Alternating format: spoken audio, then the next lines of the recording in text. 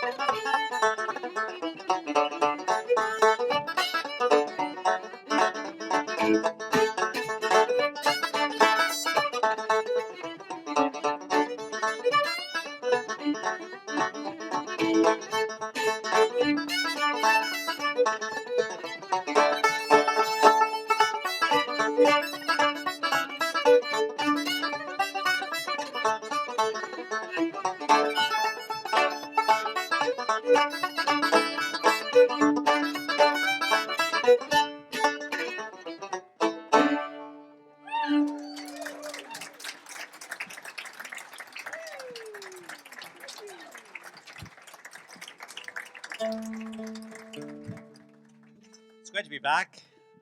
It's been a few years. I don't remember how many. It's sort of that stage of my life. I don't remember how many exactly. But it was a few anyway. And it's always great to be back here in Olympia. And it was very comforting to be in the rain. Being from the west of Ireland, where it rains 572 days every year, at the least. Oh, I am a rambling Irishman. I've travelled this country o'er, in search of an occupation as I've never done before. I made a resolution, and I think it's a very good plan, for to travel to America and view that foreign land. When I landed in Philadelphia, the girls all jumped for joy. Says one unto the other, now there goes an Irish boy.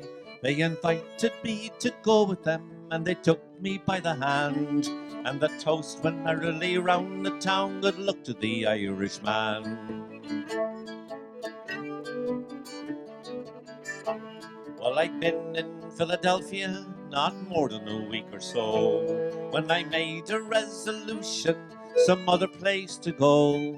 With me knapsack on me shoulder, me shillelagh in me hand, I set out through Pennsylvania like a rambling Irishman. And I travelled through Bucks County, out there among the Dutch. But as for conversation, well, there wasn't very much. But I, with signs and signals, gave the girls to understand the courage and good nature of this rambling Irishman.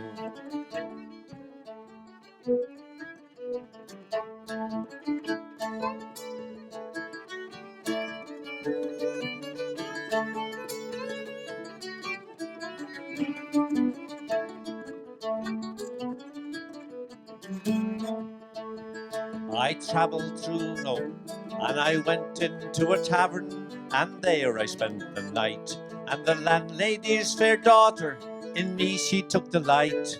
And she hugged me and she kissed me and she took me by the hand. And she whispered in her mother's ear, I'm in love with this Irishman. Oh, daughter, dearest daughter, what is this you are going to do? To fall in love with an Irishman, a lad you never knew. With his knapsack on his shoulder, his shillelagh in his hand. Ah, mother dear, I'd roam the world with this rambling Irishman.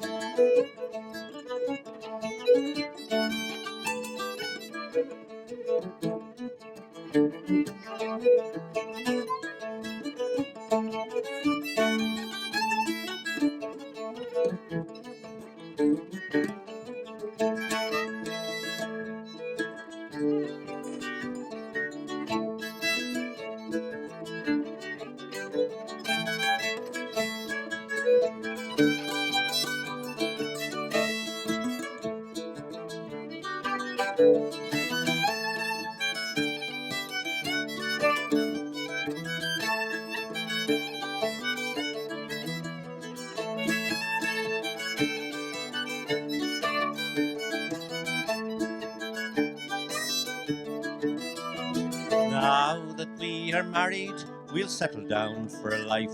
We're as happy as two turtle doves, me and me darling wife. I'd work for her and I'd toil for her and I'd do the best I can, and I'd never make her rue the day she married an Irish man.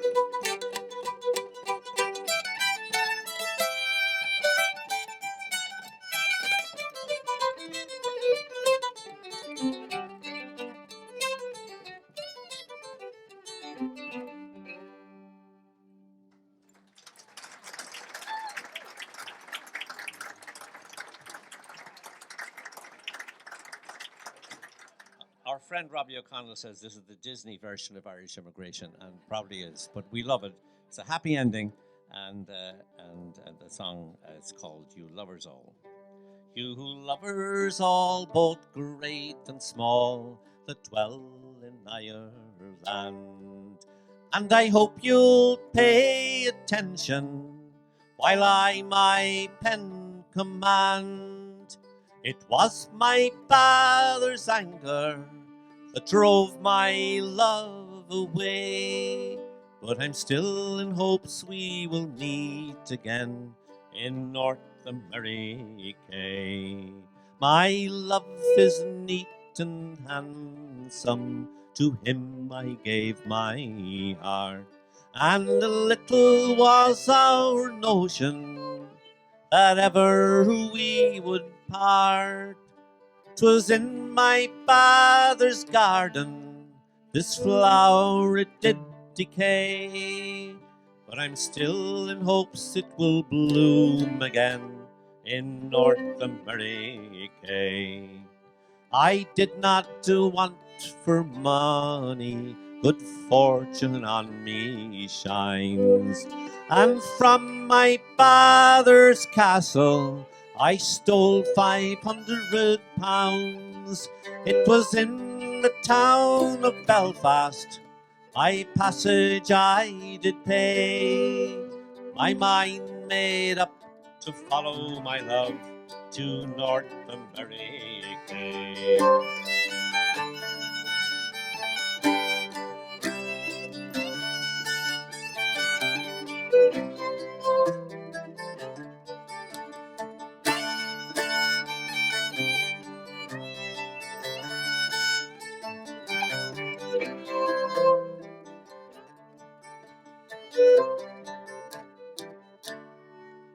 Well, the captain's wife was kind to me, as you might understand.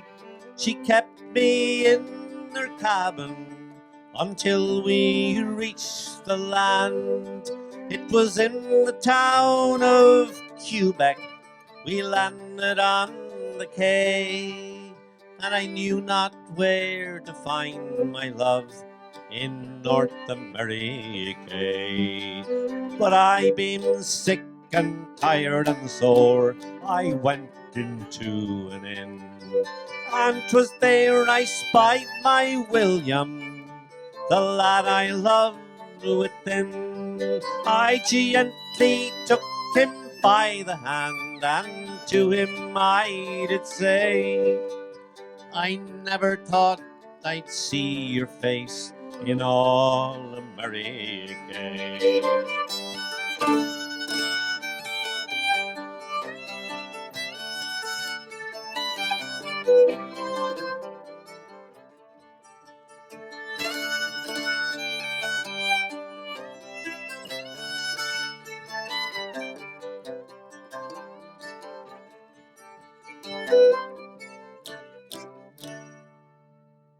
Now this couple, they are wed, as you might understand, and I hear they live quite happily in the town that they call St. John. And the money that she took from home in gold, she paid it down, and she thinks no more on Ireland or Enniskillen town.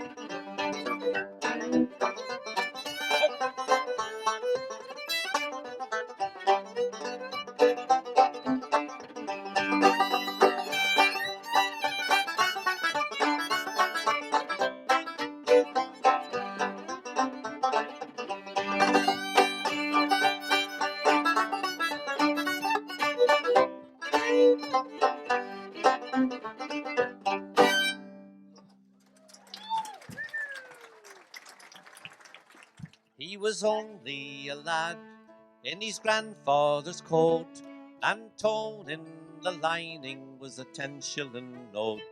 Goodbye to the family, goodbye to the shore.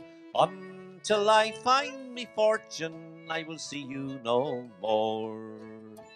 And the boat o'er the ocean tossed about like a cork, until one fine morning he sighted New York. And he stood on the gangplank, and around he did stare, saying, "Hello, land of plenty, I have come for me share." And he did like the ladies, and the rise and the fall of the ankles and dresses down on the dance floor, and the roll of the dice, and the spinning the wheel. But he took most delight in the slip jigs and reels.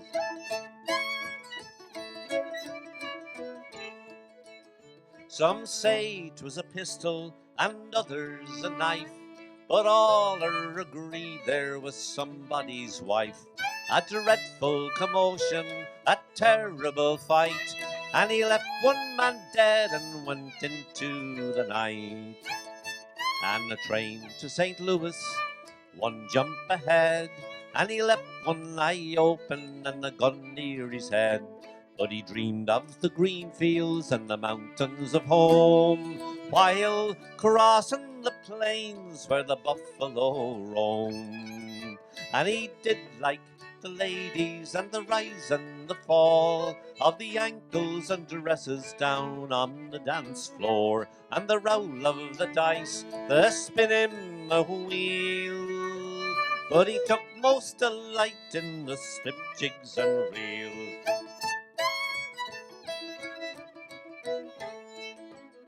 They called him the Kid, and by 21, all he had known was the power of the gun. And by 24, he had shot 5 men down that got in his way as he rambled around.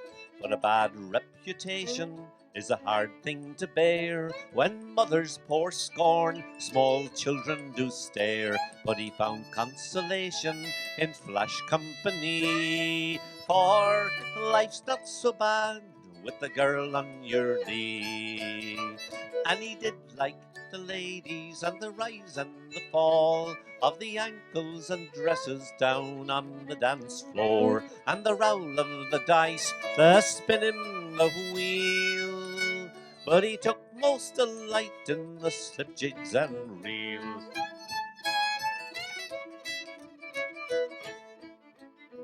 There is gold in the desert, and buzzards that fly in high lazy circles, hoping you'll die. But in matters of cruelty, it must be said that a landlord will skin your bones long ere you're dead. It was wild mescaleros, I heard people say, in the deadliest ambush near old Santa Fe. And a young buck was taken, wrapped up in a coat, and Sewn in the lining was a 10-shilling note. And he did like the ladies and the rise and the fall of the ankles and dresses down on the dance floor, and the roll of the dice, the spinning the wheel. But he took most delight in the slip jigs and reels.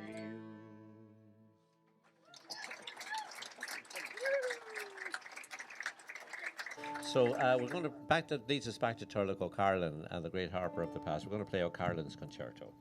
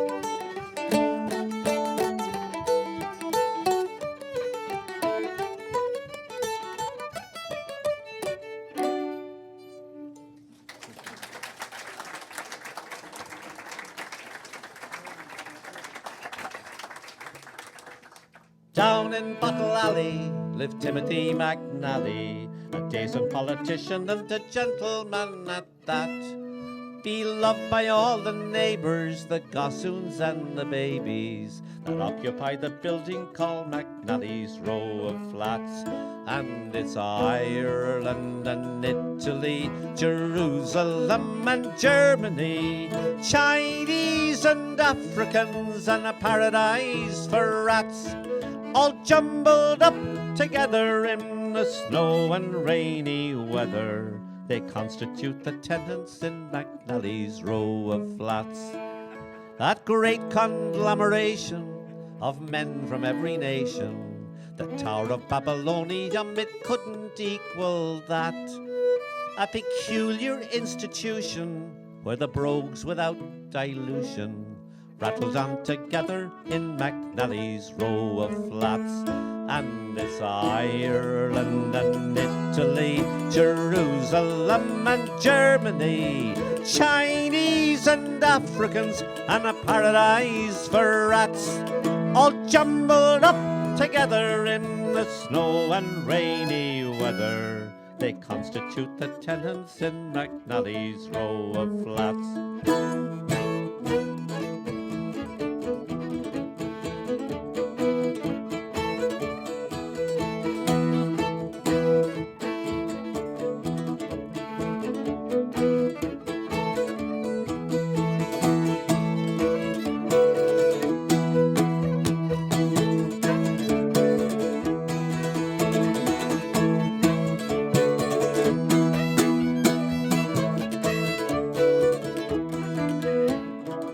Bags of rags and papers, tramps and other slapers, Italian lazzaronis and lots of hungry cats, lying on the benches and dying there by inches from the open ventilation in McNally's row of flats.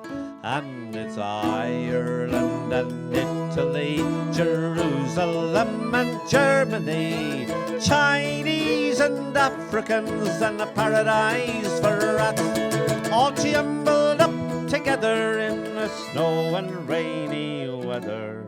They constitute the tenants in McNally's row of flats. It never was expected that the rent would be collected. They levied on the furniture, the bedding and the slats. And it's then you'd see the rally as they battled down the alley, evicted from the building called McNally's row of flats. And it's Ireland and Italy, Jerusalem and Germany, Chinese and Africans and a paradise for rats, all jumbled up together in the snow and rainy weather. They constitute the tenants in McNally's row of flats.